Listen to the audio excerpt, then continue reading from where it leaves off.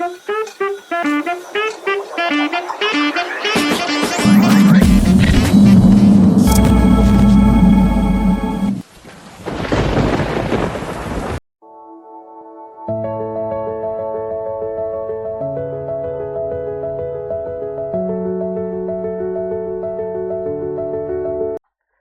हम जब आगे बढ़ते हैं तो we are talking about the chapter number 5 and chapter number 5 का नाम ही क्या है आपको दिख रहा, it is the shear strength of the soil.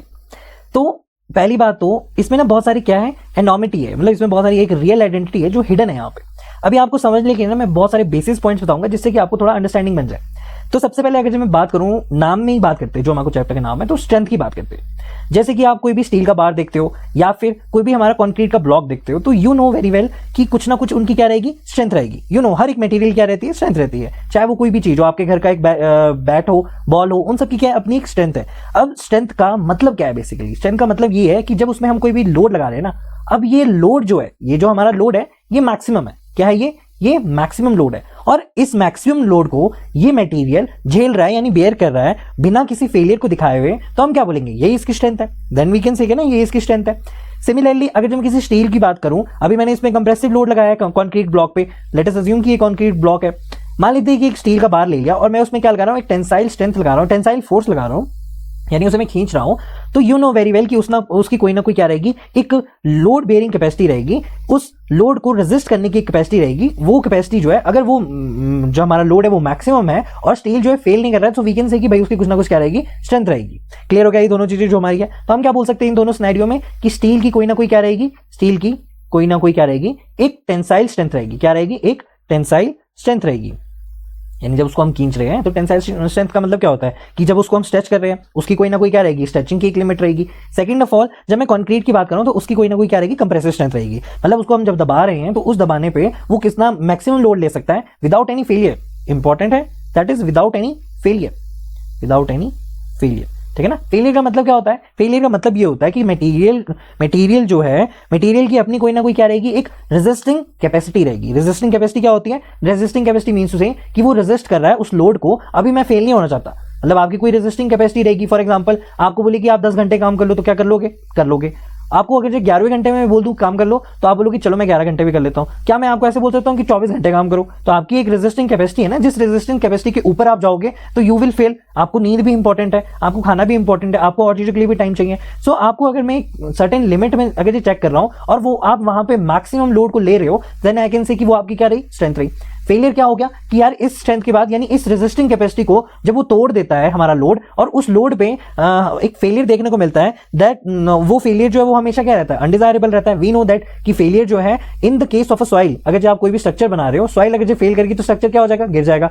और जिसने भी ये स्ट्रक्चर बनाया इसके अंदर जितने भी लोग हैं वो सब फेल कर जाएंगे, यानी मर जाएंगे। तो हम नहीं चाहते कि हमारा जो सॉइल है वो फेल हो, पहली बात तो स्ट्रक्चर हो वो भी फेल हो। तो फेलियर हर एक कंडीशन में क्या है, वो अनडिजायरेबल है। फेलियर क्या है, हर कंडीशन में इट इज द अनडिजायरेबल, क्योंकि स्ट्रक्चर गिरा तो स्ट्रक्चर के साथ साथ हम भी मर जाएंगे। तो स्टील की भी कोई ना कोई टेंसाइल स्ट्रेंथ है, एक कंक्रीट ब्लॉक की भी कोई ना कोई क्या रहेगी, कंप्रेसिव स्ट्रेंथ रहेगी। तो एक कंक्रीट ब्लॉक की भी क्या रहेगी, एक कंप्रेसिव स्ट्रेंथ रहेगी। कंप्रेसिव क्या रहेगी, स्ट्रेंथ रहेगी। क्लियर हो गया।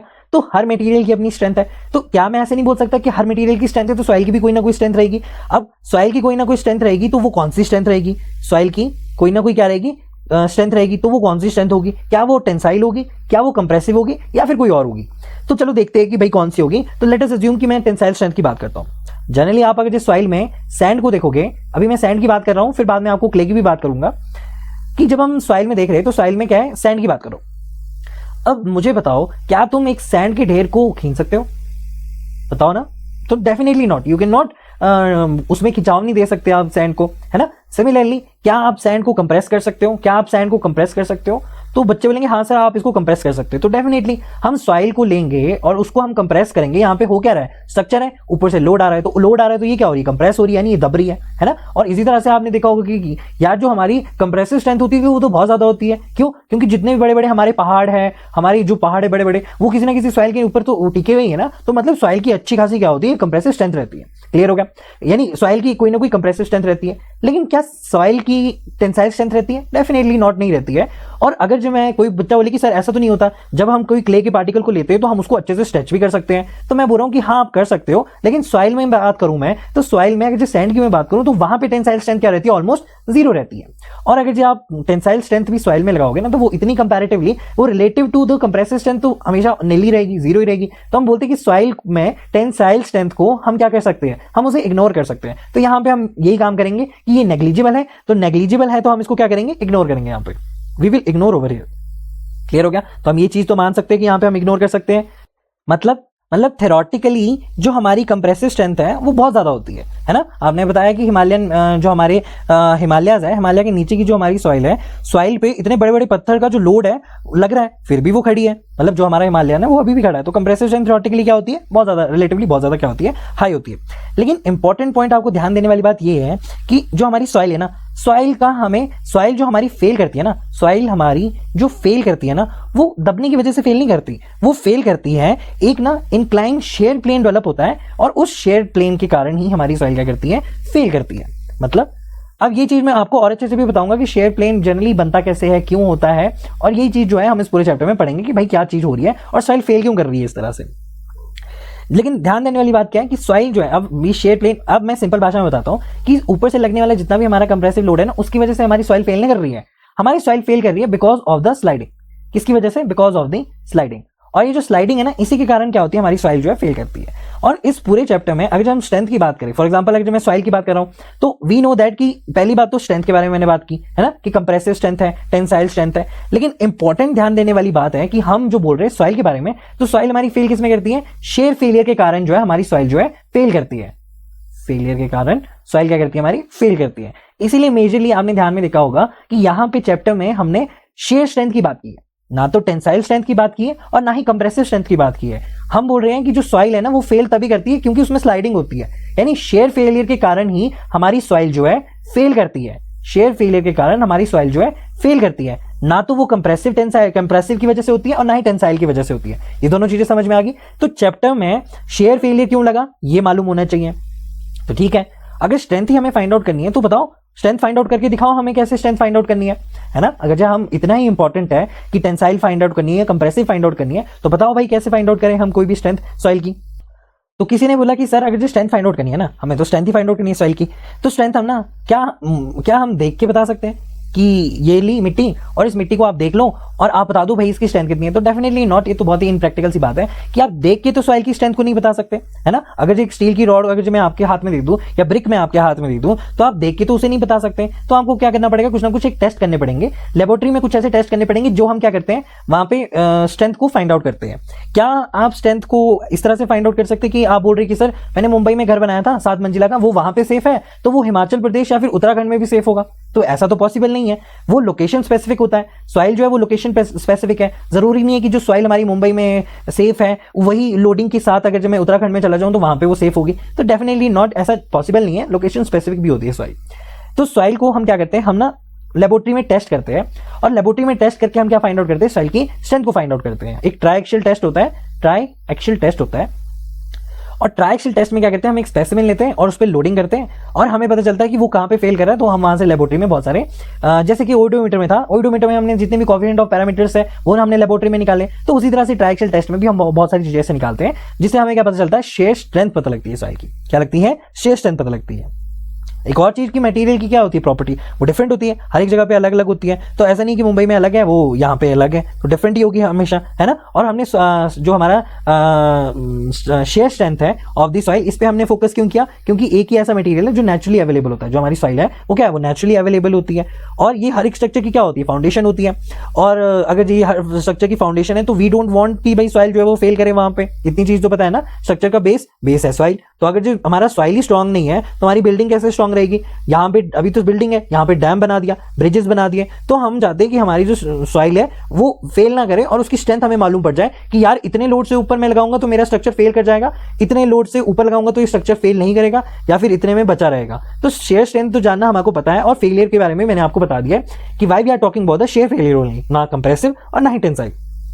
और प्रॉपर्टी भी डिफरेंट रहती है, ये चीज़ तो आपको पता है। अब ऐसा तो है नहीं कि स्टील की तरह या फिर कंक्रीट की तरह उनकी प्रॉपर्टी सेम रहेगी, ये तो हम डिजाइन करते हैं ना, डिजाइन करते हैं। लेकिन ये सॉइल जो है वो क्या है, वो तो एक नेचुरल होती है, उसकी प्रॉपर्टी हर जगह से क्या होती है, चेंज होती है। लोकेशन स्पेसिफिक का मतलब ही क्या है कि प्रॉपर्टी जो है जगह जगह के हिसाब से बदलती जाती है, जैसे कि हमने पढ़ा। तो बहुत ज्यादा इंपॉर्टेंट है कि सॉइल की स्ट्रेंथ को डिटरमाइन करना। तो स्ट्रेंथ को डिटरमाइन करने के लिए हम क्या करते हैं, बहुत सारे ऐसे टेस्ट करते हैं, जैसे ट्रायक्सल टेस्ट है, लेबोरेटरी टेस्ट है, वहीं से हमें पता लगता है कि सॉइल की स्ट्रेंथ क्या है। क्लियर हो गया? ये सारा जो बेस है, मैं अभी बेस ही पढ़ा रहा हूँ आपको, अभी मैं चैप्टर पे नहीं आया, बेस ही पढ़ा रहा हूँ अभी मैं ये सब कुछ आपको। अच्छा, मैंने आपको इनकम्प्लीट इन्फॉर्मेशन दी थी अबाउट द शेयर प्लेन, है ना। मैंने बेस तो बना दिया था, लेकिन मैंने अभी अच्छे से नहीं बताया था आपको कि शेयर प्लेन जनरली हम क्या बोल रहे हैं। और शेयर फेलियर के बारे में आपको अगर नहीं पता है, तो जिसको नहीं पता है वो ऐसा समझो कि हम एक्चुअल जो हमारा फेलियर मैकेनिज्म है ना, फेलियर यहां पे देखते हैं अच्छे से ताकि समझ में आ जाए कि what is the actual mechanism, है ना, या फिर एक्चुअल फेलियर मैकेनिज्म जनरली क्या होता है। देखो स्टेप बाय स्टेप समझेंगे तब हमें आपको अच्छे से क्लियर होगा। सबसे पहले क्या होगा, एक तो हमारी इनिशियल कंडीशन होगी। लेट अस से कि कोई भी इनिशियल कंडीशन है, ठीक है। उस इनिशियल कंडीशन में क्या है कि सॉइल में दो तरह के स्ट्रेसेस होते हैं। कौन कौन से होते हैं? एक तो देखो सिग्मा, जिसको हम क्या बोलते हैं, द नॉर्मल स्ट्रेसेस। आपने चैप्टर नंबर 3 में पढ़ा है सिग्मा, तो इसमें कोई दिक्कत नहीं होनी चाहिए आपको, ठीक है ना। हमने नॉर्मल स्ट्रेसेस के बारे में वहां पे पढ़ा था। दूसरा क्या था हमारा, that is the shear stresses, है ना। यानी सिग्मा बेसिकली जब मैं नॉर्मल स्ट्रेस की बात करता हूं तो वो किसी भी प्लेन के परपेंडिकुलर लगता है। नॉर्मल स्ट्रेसेस अगर जब मैं बात करूं तो इसको हम नॉर्मल से भी इस तरह से सिग्मा एन से भी रिप्रेजेंट कर सकते हैं, या फिर हमने सिग्मा से रिप्रेजेंट किया यहाँ पे, चलो सिग्मा एन से देखते हैं। तो जो भी परपेंडिकुलर की प्लेन, जो भी प्लेन की परपेंडिकुलर होगा, that is being known as a normal stresses, ठीक है। और जो पैरेलल टू द प्लेन होगा उसको हम क्या बोलेंगे, the parallel to the plane is being known as a shear stresses, right, ठीक है। जब तक हमारा जो शेयर स्ट्रेसेस है वो छोटी होती है, यानी जो हमारा टाउ है, इसको शेयर स्ट्रेसेस को किससे रिप्रेजेंट करते हैं, आप लोगों को पता होना चाहिए कि हम शेयर स्ट्रेसेस को टाउ से रिप्रेजेंट करते हैं। हमारी सॉइल स्टेबल कब रहेगी, हमारी सॉइल स्टेबल तब रहेगी जब तक हमारा टाउ जो है वो स्टेबल होगा। टाउ जो है वो कम होगा, तो टाउ की वैल्यू हम क्या चाहते हैं, वो कम रहे, है ना। जो शेयर स्ट्रेसेस है अगर वो कम रहेगी तो हमारी सॉइल क्या रहेगी, स्टेबल रहेगी, ठीक है।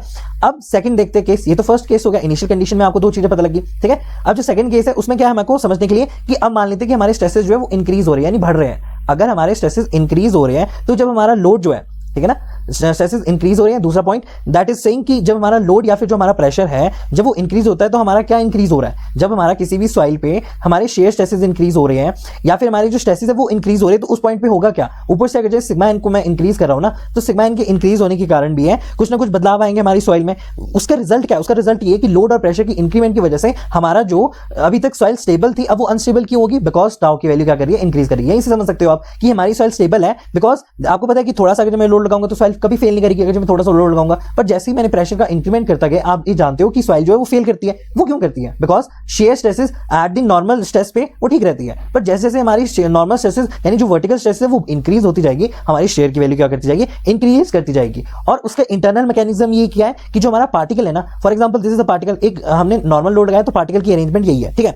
अब आपने एक्स्ट्रा लोड लगा दिया, इसके कारण क्या होगा, जो पार्टिकल जहां पे था फॉर एग्जांपल वन पोजीशन पे था, अब वो पार्टिकल क्या करने लग जा रहा है, थोड़ा सा स्लिप करने लग जा रहा है, यानी एक दूसरे के ऊपर स्लिप करने की टेंडेंसी आएगी। ऊपर से जो लोड है वो बहुत ज्यादा आ रहा है, ठीक है, तो ये क्या करने लग जाएगा, स्लिप करने लग जाएगा, जिसके कारण होगा क्या, यहाँ पे हमारी स्लिपिंग कंडीशन होगी। अब ये जो हमारी स्लिपिंग कंडीशन है, अब इसको पढ़ते हैं हम थर्ड स्टेज में। थर्ड स्टेज क्या हो गया, यहाँ पे दूसरे स्टेज में आप ऐसे समझ सकते हो कि यहाँ पे क्या है, पार्टिकल्स जो है वो रीअरेंज हो रहे हैं, पार्टिकल्स अपनी जगह से मूव कर रहे हैं, अपनी जगह से क्या कर रहे हैं, वो जगह से मूव कर रहे हैं, सॉरी स्लिप कर रहे हैं ना, स्लिप कर रहे हैं। अब हमारा अब आता है थर्ड केस। थर्ड केस क्या है, that is the critical stage. क्या है ये, it is the critical stage, यानी at the time of failure पे क्या बोलूंगा मैं, एट द फेलियर पे यहां पे क्या होगा क्रिटिकल स्टेज में, कि सबसे पहली बात जहां पे मतलब फेलियर हो रहा है, देखो इतनी चीज तो मैंने बता दी। अब जो क्रिटिकल स्टेज होगा जहां पे फेलियर हो रहा होगा, वहां पे क्या हो रहा होगा, वहां पे ये हो रहा होगा कि जो भी आपने शेयर स्ट्रेस किया ना सॉइल की, जो भी उसकी शेयर स्ट्रेस है, मतलब एक पर्टिकुलर प्लेन पे, उस प्लेन को क्या बोलते हैं हम, that is being known as a failure plane. क्या बोलते हैं उसे, फेलियर प्लेन पे। तो फेलियर प्लेन पे क्या हो रहा है कि फेलियर प्लेन पे जो शेयर स्ट्रेस है, बहुत इंपॉर्टेंट है, वो बराबर किसकी हो जाता है, जो सॉइल की क्या है, सॉइल की शेयर स्ट्रेंथ है, सॉइल की शेयर स्ट्रेंथ है। और ये चीज मैं आपको आगे जाके भी बहुत अच्छे से बताऊंगा कि एक तो होती है मॉडिफाइड मोहर कूलम थ्योरी, एक होती है कूलम थ्योरी। वहां पे क्या बोला जाता है कि कूलम साहब ने हमको ये बताया था, जो सॉइल में शेयर स्ट्रेंथ आती है ना, वो दो चीजों से आती है। एक शेयर स्ट्रेंथ किसके कारण आती है, एक तो आती है कोहेजन के कारण। अब आप बोलोगे सर कोहेजन क्या, आपने क्ले देखी है, क्ले में इंटरमॉलिक्यूलर पार्टिकल्स होते हैं, और जो उनके पार्टिकल्स हैं उनके बीच में एक अट्रैक्शन होती है, उसी को हम क्या बोलते हैं, कोहेजन बोलते हैं। मैं अच्छे से आपको बताऊंगा कोहेजन क्या होती है। एक तो आती है देखो कोहेजन की वजह से, एक आती है फ्रिक्शन रेजिस्टेंस की वजह से। वो क्या होती है, that is sigma N tan phi। इन दोनों के कारण क्या है, हमारी सॉइल में स्ट्रेंथ आती है। और यही क्या प्रोवाइड करते हैं, हमको रेजिस्टेंस प्रोवाइड करते हैं। अभी मैं अच्छे से बताऊंगा कि रेजिस्टेंस जनरली कहां से आई है, क्यों आई है, ठीक है। तो इसी की बात बता दूंगा मैं कि रेजिस्टेंस कहां से आती है, किसी भी सॉइल में रेजिस्टेंस कहां से आ रही है। आपको बस क्या समझना है, आपको यहां से एक ही चीज लेनी है कि देखो, एक तो हमारे पास इनिशियल जो एक्चुअल फेलियर हो रहा है, वो फेलियर कैसे हो रहा है। नॉर्मल कंडीशन में दो स्ट्रेसेस लगते हैं, ध्यान से सुना। नॉर्मल कंडीशन में दो स्ट्रेसेस लगते हैं, एक तो परपेंडिकुलर टू द प्लेन लगता है और एक तो शेयर लगता है। अब जब सॉइल स्टेबल रहेगी तो शेयर की वैल्यू कम रहेगी, और जैसे जैसे आपने शेयर की सॉइल की ऊपर से कंप्रेसिव लोड आपने इंक्रीज किया, वहीं पे आपको शेयर स्ट्रेस क्या है, इंक्रीज होते हुए दिखेगी। और जैसे वो इंक्रीज होती है तो पार्टिकल क्या करते हैं, अपनी जगह से मूव करते हैं, यानी एक दूसरे के ऊपर स्लाइडिंग टेंडेंसी को शो करते हैं, जिसके कारण क्या है, हमारी सॉइल क्या करती है, फेल करती है। अब वो जहां पे भी फेल करती है, that is being known as a failure plane. उस फेलियर प्लेन पे शेयर स्ट्रेस जो होती है, जो उसकी शेयर स्ट्रेस है, वो किसके बराबर होती है, सॉइल की जो शेयर स्ट्रेंथ है उसके बराबर हो जाती है। और इस केस में शेयर स्ट्रेंथ आ कहां से रही है, शेयर स्ट्रेंथ मतलब उसकी स्ट्रेंथ कहां से आ रही है, स्ट्रेंथ आ रही है रेजिस्टेंस से। जो भी आपने लोड लगाया है, उस लोड को ओवरकम करने के लिए जो रेजिस्टेंस हमारी सॉइल प्रोवाइड कर रही है, वही तो हमारी क्या है, स्ट्रेंथ है ना। तो जिस भी लोड पे वो फेल करती है, that is being known as that strength. अगर वो शेयर स्ट्रेस हमारी किसके बराबर हो जाए, शेयर स्ट्रेंथ के बराबर हो जाए, तो सॉइल हमारी क्या होती है, at the verge of failure पे होती है। क्लियर हो गया इतना, ठीक है। अब देखते हैं रेजिस्टेंस कहां से आती है, इसके बाद ही बताऊंगा मैं। तो यहां पे मैंने ड्रॉ कर दिया सब कुछ। अब हमें देखना है कि रेजिस्टेंस बेसिकली आता कैसे है, ठीक है ना। लेट अस अज्यूम कि कोई सॉइल का चंक है और उसकी छोटी छोटी क्या है, ये सॉइल के पार्टिकल्स है। क्लियर हो गया। अब सॉइल जो है ना, क्या वो एक सॉलिड मटेरियल है, डेफिनेटली नॉट। जो हमारा सॉइल है वो कोई भी सॉलिड मटेरियल नहीं है, बल्कि उसमें क्या है, छोटे छोटे क्या है, उसमें पार्टिकल्स है ना। ये छोटे छोटे पार्टिकल्स का क्या है, ये कलेक्शन है ना। वो चीज मैंने आपको पहले ही बता रखी है। अब जनरली इन पार्टिकल्स के बीच में होता क्या है, जब हम इन पार्टिकल्स को ध्यान से यानी गौर से देखेंगे ना, तो हमें ये देखने को मिलेगा जो पार्टिकल्स है उनके बीच में एक कॉन्टैक्ट पॉइंट है। इस वाले पॉइंट को मैं क्या बोल रहा हूं, एज अ कॉन्टैक्ट पॉइंट। क्या है ये, it is a contact point. और हर कॉन्टैक्ट पॉइंट पर एक ना नॉर्मल फोर्स लग रही है, जो ऊपर से हमारे पास लोड आ रहा है ना, जो ऊपर से हमारे पास लोड आ रहा है, जिसको हम बोलते हैं क्या, जो भी एक्सटर्नल लोड आ रहा है ऊपर से। लेट अस अज्यूम कि एक एक्सटर्नल लोड जो है वो ऊपर से आ रहा है, ठीक है ना। एक एक्सटर्नल लोड जो है वो उस पे आ रहा होगा, और हर एक कॉन्टैक्ट पॉइंट पे, यानी लेट अस अज्यूम कि ये सॉलिड है, ठीक है ना, और ये दूसरा सॉलिड है, मैंने हॉरिजॉन्टली बनाया। ये बीच में क्या है, ये हमारा क्या है, कॉन्टैक्ट पॉइंट है, कॉन्टैक्ट पॉइंट है, ये हम चीज जानते हैं। अब इस कॉन्टैक्ट पॉइंट पर एक नॉर्मल फोर्स आ रही है, ऊपर से आने वाली जो भी है, क्या है वो नॉर्मल फोर्स है। हम इसको रिप्रेजेंट क्या करें, नॉर्मल फोर्स। अब इन नॉर्मल फोर्स में क्या क्या हो सकता है, एक तो सॉइल का खुद का सेल्फ वेट, प्लस साथ में क्या हो गया, जो ऊपर से आने वाला एक्सटर्नल लोड है उसको, एक्सटर्नल LOAD है ना, एक्सटर्नल लोड जो ऊपर से आ रहा है। और क्या होती है साथ में होती है यहाँ पे रेजिस्टिंग फोर्स, जिसका नाम क्या होता है, फ्रिक्शन। जिसका नाम क्या होता है, फ्रिक्शन। तो यहाँ पे हम बोल सकते हैं एक फ्रिक्शन लगती है, एक नॉर्मल फोर्स लगती है। क्लियर हो गया दोनों। क्वेश्चन होता है कि सर ये फ्रिक्शन कहां से डेवलप हुई। जब हम सॉइल पार्टिकल की सरफेस, जब भी हम बात करते हैं तो सॉइल की जो पार्टिकल है ना, वो क्या है, थोड़ी सी उसमें रफनेस है। जब हम सॉइल पार्टिकल की बात करें तो उसका जो सरफेस है ना, वो ऐसा बिल्कुल ऐसा नहीं कि स्पेयर में बिल्कुल कंचे की तरह, नहीं ऐसा नहीं है। उसको माइक्रोस्कोपिक लेवल में आगे जब मैं देखूं तो आपको दिखेगा कि जो उसका सरफेस है वो रफ होता है, जैसे कि सैंड के पार्टिकल्स हो गए। लेट अस अज्यूम कि क्या है, हमारे पास सैंड का एक पार्टिकल है। जब एक पार्टिकल दूसरे पार्टिकल के साथ, लेट अस अज्यूम कि ये दूसरा पार्टिकल है, ये तीसरा पार्टिकल है ना, तो जब एक पार्टिकल दूसरे पार्टिकल के ऊपर क्या करना है, स्लाइड करने की कोशिश करता है। मैंने आपको बताया कि 3D स्ट्रेस होता है, और ये आपस में ही क्या करते हैं, इसके पीछे भी एक सॉइल सॉलिड होगा, उस पर भी स्ट्रेस डिस्ट्रीब्यूट होगा। मैंने आपको बताया कि स्ट्रेस जो है वो बिल्कुल वर्टिकली नहीं डिस्ट्रीब्यूट होता है, वो 3D डायरेक्शन में डिस्ट्रीब्यूट होता है। दैट इज वाई क्या है, यहाँ पे एक स्लाइडिंग टेंडेंसी होती है, यानी जब एक रिलेटिव मोशन होता है, उस रिलेटिव मोशन के कारण ही क्या है, यानी जो हमारी रफनेस है उसी के कारण क्या है, हमारे पास ये जो रफनेस है, उस रफनेस से हमारे को एक रेजिस्टेंस मिलती है। तो क्वेश्चन क्या है कि फ्रिक्शन कैसे डेवलप हुई है, बिकॉज जो सैंड का पार्टिकल है वो कोई भी कंचा नहीं है, वो एक रफनेस कंसिस्ट करता है, और उसी रफनेस के कारण जो है, उसी स्लाइडिंग या रिलेटिव मोशन के कारण ही क्या है, हमारा फ्रिक्शन जो है डेवलप होता है। इतनी चीज क्लियर होगी आपको कि फ्रिक्शन डेवलप होता है। अब ये फ्रिक्शन जनरली होता क्या है, वैसे आपको सबको पता होगा, फिर थोड़ा सा इसको और भी एक्सप्लेन करके जब मैं बताऊं कि फ्रिक्शन जनरली होता क्या है, तो आपको और भी अच्छे से समझ में आ जाएगा। कोई भी दो भी हमारी सरफेस है ना, लेट अस अज्यूम कि हमारे पास क्या है, एक हमारे पास फ्लोर है और फ्लोर के ऊपर रखा मैंने एक ब्लॉक है। लेट अस अज्यूम कि इसका मोशन यहां को हो रहा है, यानी इन दोनों के बीच में एक रिलेटिव मोशन है, एक रिलेटिव मोशन है यहाँ पे। इस रिलेटिव मोशन के कारण ही क्या होता है, यहाँ पे फ्रिक्शन डेवलप होती है अगेंस्ट द हमारी मोशन। लेट अस अज्यूम कि हमारा जो मोशन हो रहा है वो राइट साइड में हो रहा है, और जो फ्रिक्शन डेवलप हो रही है वो हमारी दोनों सरफेस के बीच में होगी, दोनों सरफेस के बीच में होगी। जैसे सॉइल सॉलिड के बीच में हमारे पास क्या देखने को मिलती है, एक फ्रिक्शन जो है देखने को मिलती है। जैसे ही ऊपर से क्या लगने लग गया, हमारे पास एक नॉर्मल फोर्स लगने लग गया। मैंने बताया कि नॉर्मल फोर्स क्या क्या हो सकता है, एक तो सेल्फ वेट हो गया, साथ में एक्सटर्नल लोड हो गया। तो इन दोनों को अलग अलग लिखने से अच्छा मैं क्या बोलूंगा, ऊपर से लगने वाला सिग्मा एन जो है ऊपर से लग रहा है, ठीक है ना, इफेक्टिव सिग्मा एन, क्योंकि इफेक्टिव ही होगा ना। सॉइल सॉलिड से दूसरे सॉलिड को अगर जो हमारा लोड ट्रांसफर हो रहा है तो वो क्या होता है, इफेक्टिव होता है। तो मैं इसको बोल रहा हूं इफेक्टिव सॉइल सॉलिड जो है यहां पे आ रहा है। समझ में आया। तो रिलेटिव मोशन के कारण ही एक रेजिस्टेंस फोर्स जो है प्रोड्यूस होती है। इसी रेजिस्टिंग फोर्स को हम क्या बोलते हैं, फ्रिक्शन बोलते हैं, जिसको जनरली आप यूं इस तरह से लिखते हैं कि F जो है, जो कि फ्रिक्शन फोर्स है, that will be equals to mu S भी हो सकता है, म्यू एस या फिर म्यू के, है ना। या तो स्टैटिक फ्रिक्शन भी हो सकता है या तो काइनेटिक फ्रिक्शन भी हो सकता है, मल्टीप्लाई बाय जो भी हमारा नॉर्मल फोर्स है, एन को रिप्रेजेंट कर रहे हैं हम नॉर्मल फोर्स से। तो वी नो दैट कि जो हमारा एफ है वो म्यू एस और म्यू के बराबर होता है, मल्टीप्लाई बाय एन के बराबर होता है। ये चीज आपको पता लगी। हम कई बार म्यू को इस तरह से भी लिखते हैं कि म्यू जो है that is equal to tan phi, लिखते हैं इस तरह से। अगर जो इन दोनों का रिलेशनशिप आपको नहीं पता है तो मैंने इंजीनियरिंग मैकेनिक्स में आपको बहुत अच्छे से बताया था कि लेट अस अज्यूम किसी भी दो सरफेस के बीच में एक फाई है, यानी एक इंटरनल एंगल ऑफ फ्रिक्शन है। क्या बोलते हैं इसको हम? इंटरनल एंगल ऑफ फ्रिक्शन, है ना, इंटरनल एंगल ऑफ फ्रिक्शन, इसको बोलते हैं internal angle of friction.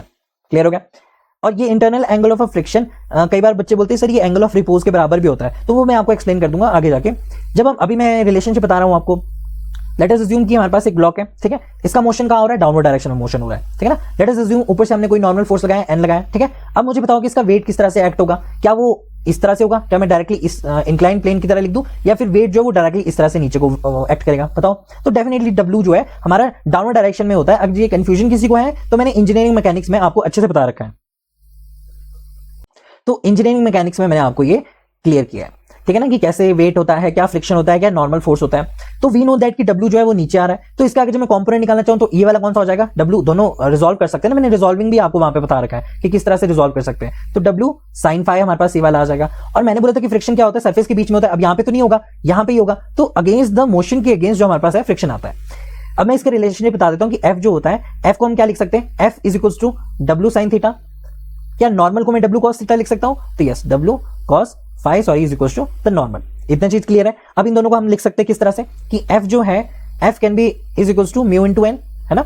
F is equal to mu into n लिख सकता हूं। F को क्या लिख सकता हूं मैं? W क्या लिख सकता हूं यहाँ पे? W sin theta, so I can write W sin phi that will be equals to mu, चाहे वो स्टैटिक हो चाहे वो काइनेटिक हो, मल्टीप्लाई बाय क्या हो जाएगा हमारे पास? W cos phi। क्लियर हो गया? तो अगर जो मुझे इसको निकालना है तो म्यू क्या हो जाएगा हमारे पास? W से W कट गया और ये नीचे आ जाएगा, तो tan phi will be equals to mu.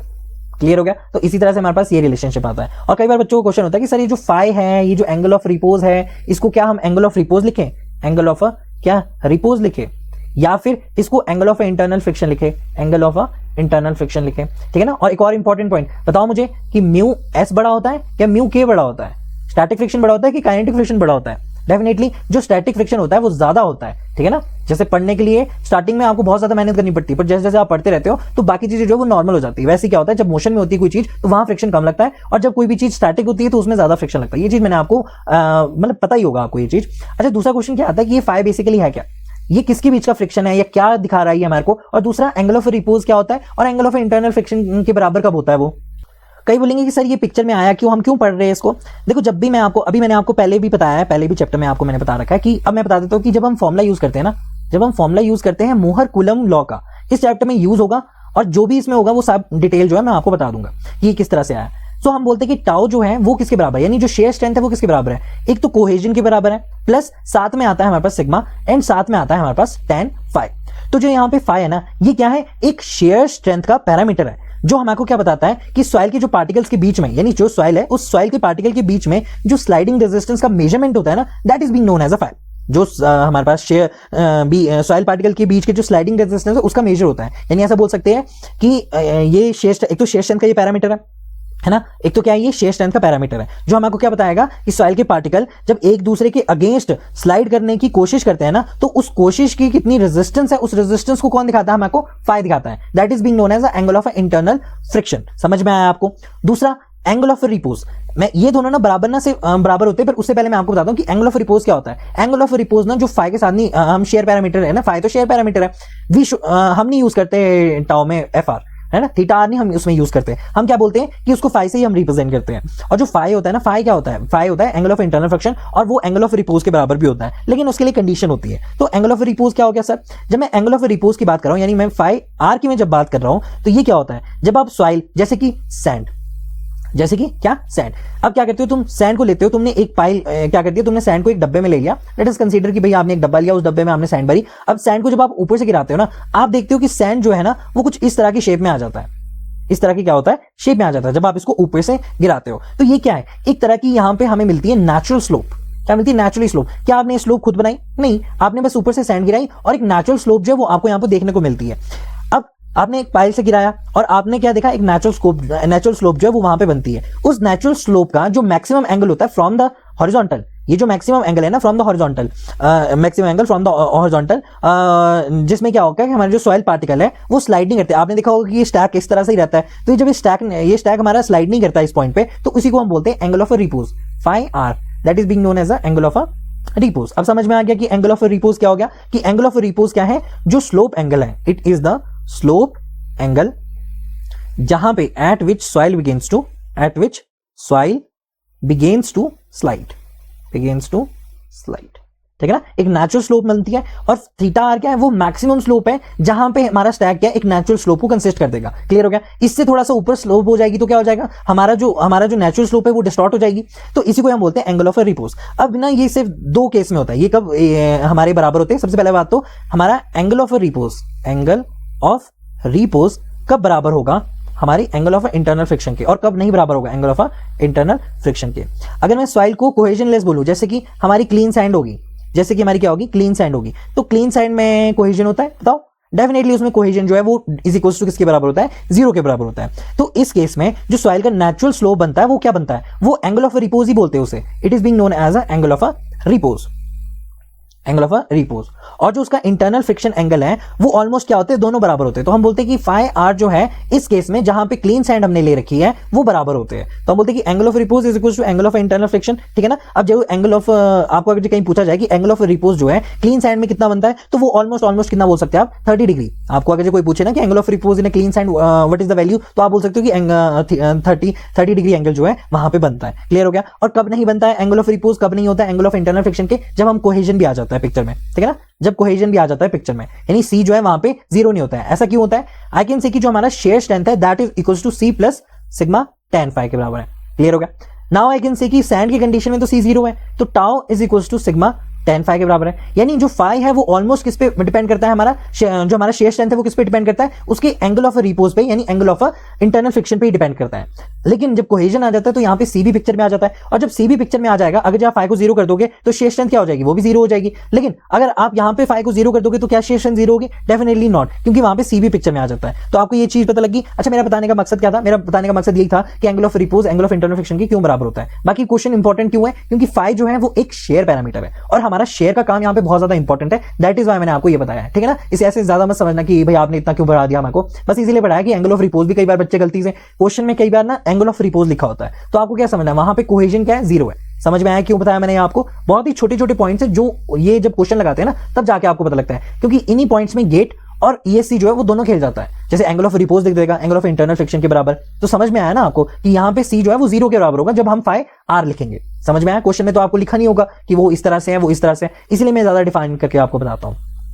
तो इन शॉर्ट क्या बोल सकते हैं कि जो हमारा एंगल ऑफ रिपोज है, एंगल ऑफ रिपोज है वो क्या है, सॉइल का एक नेचुरल पाइल का क्या है, स्लोप है। नेचुरल पाइल का क्या है, वो स्लोप है। और ये सिर्फ किस में होगा, सिर्फ और सिर्फ कोहेजनलेस सॉइल में होगा। कोहेजनलेस सॉइल में आपको देखने को मिलेगा जस्ट लाइक अ सैंड। और इसका जो एंगल है, जो हमारा ये जो हमारा कोहेजनलेस सॉइल है, कोहेजनलेस सॉइल में जो एंगल होता है, एंगल ऑफ इंटरनल फ्रिक्शन होता है, वो किसके बराबर होता है, हमारा फाई आर के बराबर होता है। क्लियर हो गया। और जब हमारा कोहेजन होगा तो फाई आर और एंगल ऑफ इंटरनल फ्रिक्शन जो है दोनों क्या होंगे, डिफरेंट होंगे। क्लियर हो गया दोनों चीजें, क्वेश्चन में आ गया तो कर लोगे ना, बिल्कुल सही चीजें बताई मैंने आपको यहाँ पे। और एक और चीज है, अभी मैं यहीं पे क्लियर कर देता हूं, आगे वाले चैप्टर्स में वो आएगा कि अगर मैं फाई की बात कर रहा हूं तो फाई किस किस के बीच का हमारा फ्रिक्शन है, बताओ। क्या वो हमारा किसी और कोई भी मटेरियल के साथ, कोई भी मटेरियल या फिर सॉइल, क्या इन दोनों के बीच का फ्रिक्शन एंगल है, या फिर सॉइल और सॉइल के बीच का फ्रिक्शन एंगल है, बताओ। और साथ में जो हमारा डेल्टा है दैट इज इक्वल टू, क्या वो सॉइल और वॉल के बीच का फ्रिक्शन एंगल है, ठीक है।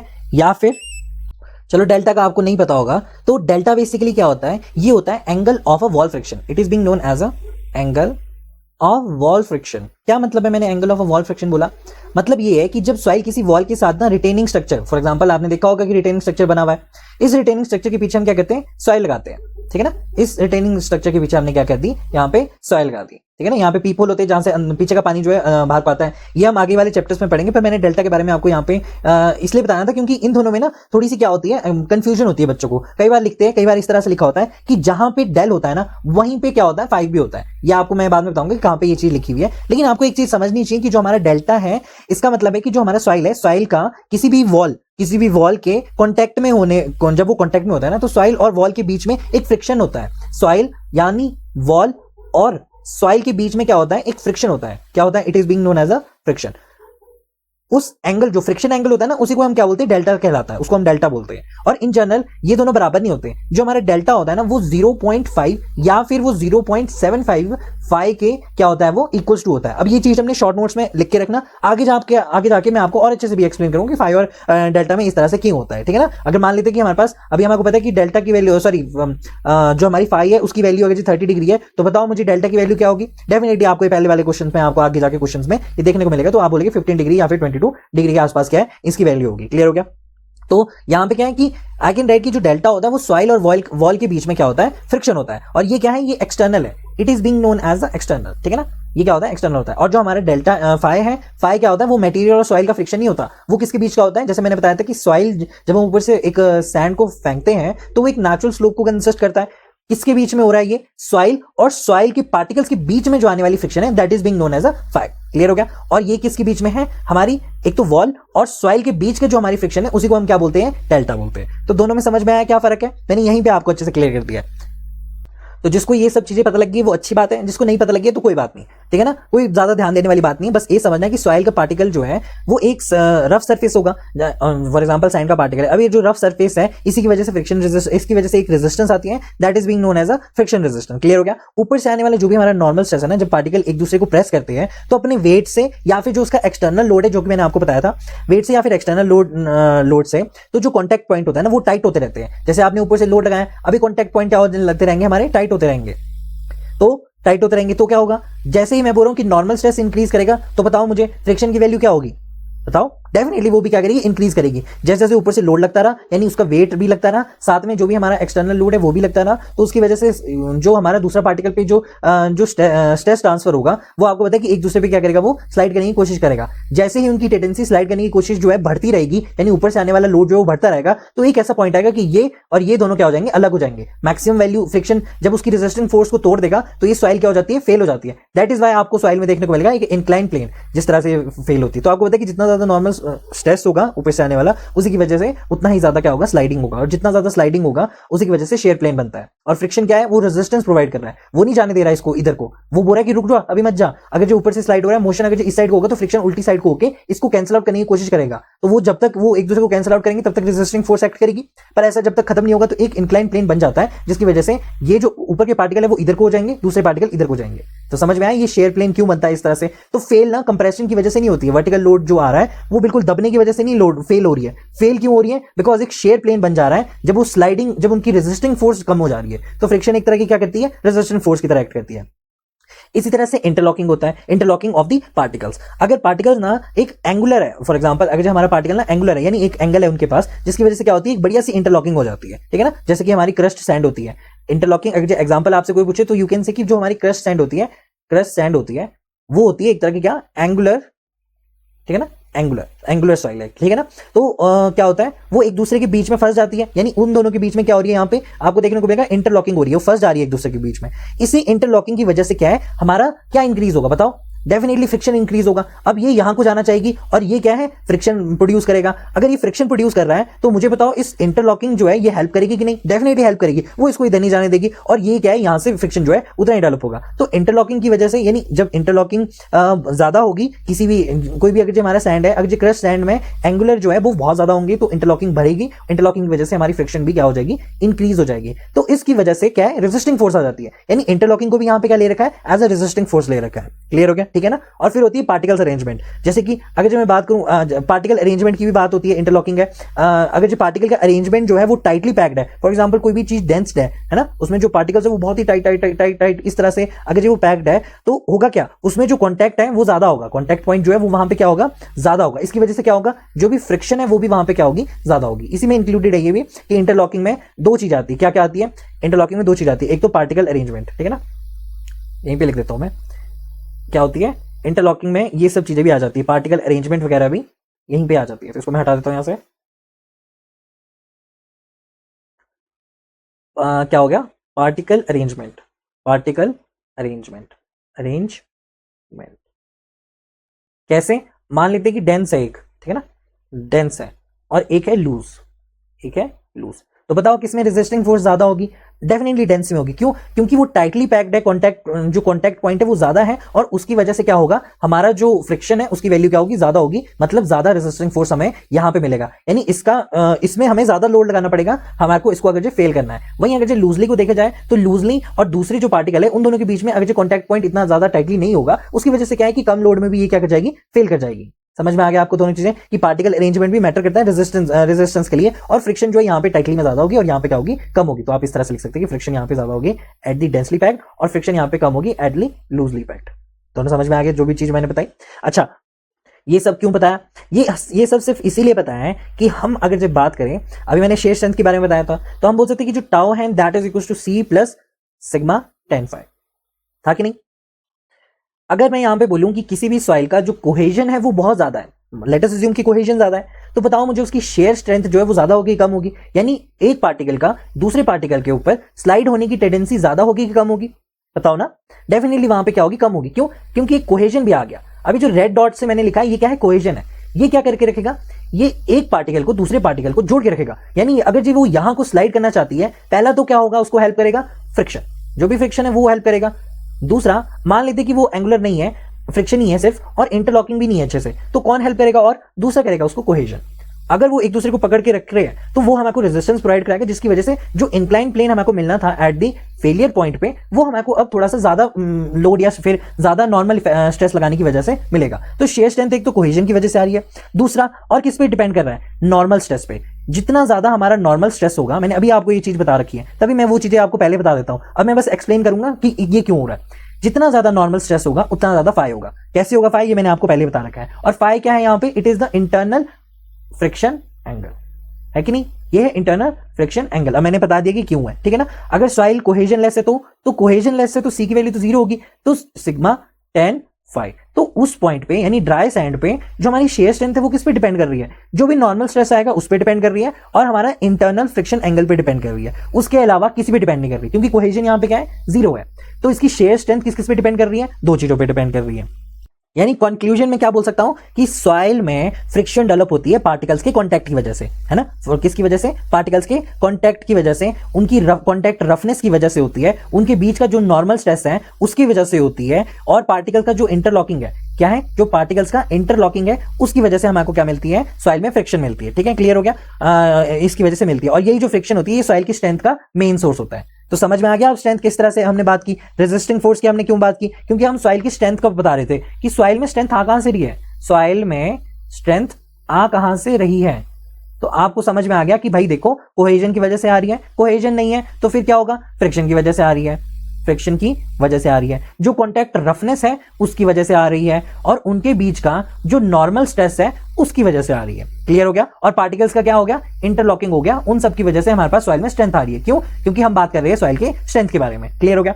और शेयर स्ट्रेंथ क्या होता है भाई, शेयर स्ट्रेंथ होता है, shear strength is being known as the, shear strength is the resistance, shear strength क्या हो गया, resistance against the shear deformation, against the shear deformation.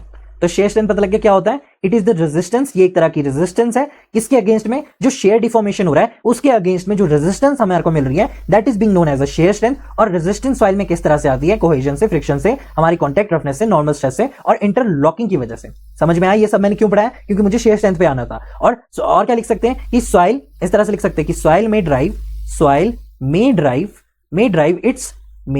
Drive its shear strength, tau से रिप्रेजेंट कर रहा हूं, shear strength from following parameters, from following, आप ऐसे लिखना फ्रॉम फॉलोइंग पैरामीटर्स। ठीक है, कौन कौन से वो पैरामीटर्स हो गए, एक तो हो गया, एक सेकंड में इसको मैं स्लाइड करता हूं यहां पे, एक तो क्या हो गया हमारे पास, सबसे पहला हो गया हमारे पास क्या, एक तो हो गया द फ्रिक्शन बिटवीन पार्टिकल्स, किसकी वजह से, ड्यू टू द स्लाइडिंग की वजह से, ड्यू टू द स्लाइडिंग या फिर रोलिंग की वजह से भी, स्लाइडिंग या फिर रोलिंग की वजह से भी। क्या क्या है यहाँ पे, द सैंड हो गया, हमारा सिल्ट हो गया, और साथ में क्या हो गया हमारे पास, या फिर क्रश सैंड लिख देना है ना, सिल्ट हो गया और साथ में हो गया हमारे पास क्या, ग्रेवल। क्लियर हो गया। और क्या बोल सकते हैं हम, और बोल सकते हैं second of all interlocking, interlocking between the, ये मैंने लिखा नहीं है वहां पे है ना, इंटरलॉकिंग बिटवीन द पार्टिकल्स, ठीक है ना, इंटरलॉकिंग बिटवीन द पार्टिकल्स। अब जो डेंस सैंड होगी उसमें ज्यादा होगा, ग्रेवल में होगा है ना, सैंड नॉर्मल सैंड भी लिख दो, ग्रेवल हो गया, तो इन सब में होगा। क्लियर हो गया। और थर्ड वन क्या है, it is the intermolecular, intermolecular attraction. You know very well कि जो क्ले होता है उसमें एक क्या होता है हमारे पास, हमारा जो क्ले होता है उसमें फ्लोकुलेटेड स्ट्रक्चर होता है, ठीक है ना, इस तरह से हेड टू फेस हमारा क्या होता है, स्ट्रक्चर होता है, इसी को हम क्या बोलते हैं, कोहेजन बोलते हैं। और ये जो कोहेजन है ये इसको क्या बोलते हैं, इंटरग्रैनुलर बोल सकते हैं या फिर मॉलिक्यूलर अट्रैक्शन भी बोल सकते हैं, ठीक है ना। आप या तो इंटरमॉलिक्यूलर अट्रैक्शन बोलो या फिर इंटरग्रैनुलर बोल दो, ठीक है ना। Due to the cohesions, due to the cohesion और अडेशन की वजह से, ठीक है ना, अडेशन की वजह से। अडेशन में क्या आ जाएगा, डेल्टा आ जाएगा, कोहेजन क्या आ जाएगा हमारे पास, सी, ठीक है ना, फाई की वैल्यू आ जाएगी। समझ में आ गया ये दोनों चीजें हमारे को, कि तीनों चीजें जो मैंने यहाँ पे बताई मैंने क्यों बताई, ताकि आपको एक बेस बन जाए। समझ में आ गया आपको। तो ये बेसिक्स तो हमारे क्लियर है कि कोहेजन की अगर मैं बात करूं तो ये बेसिकली आता क्यों है, और अच्छा ये चीज अगर जो आपको नहीं पता है, अगर जो आपको अभी भी क्लियर नहीं है, तो मैंने बताया कि जो हमारा कोहेजन है वो आता कहां से है। हम जानते हैं कि जो सॉइल का पार्टिकल्स है, सॉइल के पार्टिकल्स के बीच में एक अट्रैक्टिव फोर्स होती है, अट्रैक्टिव फोर्स होती है, इसी की वजह से क्या है, ये जो मेनली रीजन है जिसकी वजह से कोहेजन आता है ना। और मेनली कहां देखा जाता है, जो भी हमारी क्ले की सॉइल्स है उसमें हमको मेनली ये ज्यादातर देखने को मिलता है। और कोहेजन के सोर्स क्या है, अगर मैं सोर्स की बात करूं, अगर मैं इसको और भी इलैबोरेट करके यहां पे लिखूं ताकि आपको और भी क्लैरिफिकेशन हो, कि अगर मैं कोहेजन की बात करूं बेसिकली तो ये आता कहां से है। सबसे पहली बात, जो कोहेजन है उसके बारे में आपको पता है कि कोहेजन क्या होता है, जो पार्टिकल्स के बीच में अट्रैक्टिव फोर्स है, that is being known as a cohesion, है ना। इसका सोर्स क्या है, एक तो हमारा क्या है, इलेक्ट्रोकेमिकल अट्रैक्शन की वजह से आता है, इलेक्ट्रोकेमिकल अट्रैक्शन की वजह से आता है, जो कि क्ले पार्टिकल्स के बीच में है ना, इलेक्ट्रोकेमिकल अट्रैक्शन, जो चीज मैंने आपको बताई है। और क्या है रीजन इसके, कैपिलरी रिएक्शन, जो कि मैंने आपको पहले के चैप्टर्स में भी बताया कि जब हमारा वाटर का मेनिस्कस बनता है, दैट इज वाई उसको हम कैपिलरी रिएक्शन भी बोलते हैं। मेनिस्कस बनता है ना, कैपिलरी एक्शन, कैपिलरी एक्शन के कारण जो है ना, मतलब उनके कारण जो अपैरेंट कोहेजन होता है, सैंडी सॉइल्स में भी कई बार देखने को मिलता है, तो उसी की वजह से भी क्या होता है, कई बार हमारे को कोहेजन देखने को मिलता है। और किसकी वजह से होता है, और आपने कोई भी अगर जैसे मेंटेनिंग चीज डाली है जिसकी वजह से आपको एक बॉन्ड देखने को मिल रहा है, तो बेसिकली ये कोहेजन जो है वो बहुत सारे टाइप से आता है। इलेक्ट्रोकेमिकल अट्रैक्शन की वजह से, जो नेचुरली जो हमारे रिपल जो उनका नेचर है, दैट इज वाई उसकी वजह से बन सकता है, या फिर वाटर मेनिस्कस या फिर कैपिलरी रिएक्शन के कारण बन सकता है, या फिर कोई भी आपने सीमेंटिंग एजेंट डाल दिया उसकी वजह से क्या है, कोहेजन जो है आपको देखने को वहां पे मिलेगा। तो सीमेंटिंग एजेंट के कारण भी जो आपको कोहेजन देखने को मिलेगा। देखो ये अपार्ट है, shear strength of the natural soil जो है वो बेसिकली इनहेरेंट जो बढ़ सकती है, वो किसकी वजह से बढ़ सकती है, एक तो सीमेंटिंग एजेंट की वजह से बढ़ सकती है, आपको वाटर मेनिस्कस या फिर कोई भी कैपिलरी रिएक्शन के कारण जो है आपको पता है कि थोड़ी सी अपैरेंट कोहेजन होती है, वो चीज मैं आपको पहले ही क्लियर कर रखी है, तो उसके कारण भी जो है कोहेजन जो है वो देखने को मिलता है ना। अगर जो नेचुरली पूछे तो नेचुरली में सीमेंटिंग एजेंट नहीं आएगा, जैसे कि हमारे पास क्या हो गया, CaCO3 हो गया है ना, या फिर FeO हो गया, तो ये सब जो कंपाउंड्स हैं या फिर कोई ऑर्गेनिक मैटर डाल दिया, तो उनके कारण जो कोहेजन आपको देखने को मिलेगा। कोहेजन के बारे में पता लग गया कि कोहेजन आता कहां से है ना। और दूसरा क्या है हमारा फाई कहां से आता है, फाई बेसिकली है क्या, ये फाई जो है बेसिकली मैंने आपको बताया कि it is the angle of internal friction, तो जो भी हमारा इंटरलॉकिंग है सॉइल में किस तरह से आएगा, ये चीजें मैंने किस में बताई, सॉइल में बताई है ना, तो वही चीज मैं बता रहा हूं कि सॉइल का जो सोर्स है, तो इसके सोर्स कौन से, एक तो देखो interlocking of the soil particles of the soil के ग्रेन्स से, ठीक है ना। इंटरलॉकिंग ज्यादा किसमें होगी, डेंस में होगी, ये चीज मैंने आपको क्लियर कर दी है। सेकंड ऑफ ऑल किसकी वजह से होगा, जो भी सरफेस की रफनेस है, सरफेस की जो भी इसकी रफनेस है, रफनेस ऑफ द किसकी ग्रेन्स या फिर पार्टिकल्स बोल लो, उनकी वजह से हमको क्या देखने को मिलेगा, फाई जो है वो देखने को मिलेगा। दूसरा सोर्स क्या है इसका, थर्ड सोर्स जो है इसका पार्टिकल साइज का, पार्टिकल शेप का है ना, पार्टिकल शेप का। पार्टिकल शेप में क्या होगा, या तो जो एंगुलर होगा या फिर जो हमारे पास नॉर्मल राउंडेड होगा, तो बताओ किसमें पार्टिकल शेप जो है वो ज्यादा कंट्रीब्यूट करेगा, तो डेफिनेटली फाई उसका ज्यादा होगा जिसमें एंगुलर है, जहां पे फ्रिक्शन की वैल्यू ज्यादा है ना, ये चीज मैंने आपको क्लियर की है। 4 क्या हो गया,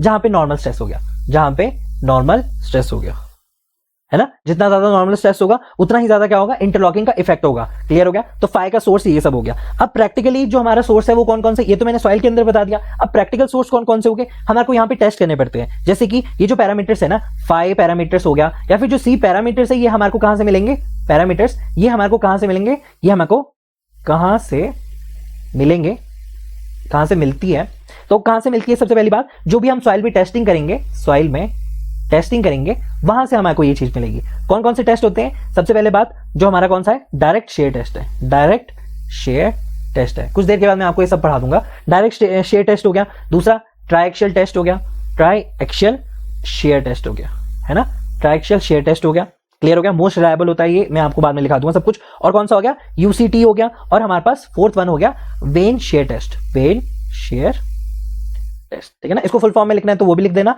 unconfined compressive test, compressive test.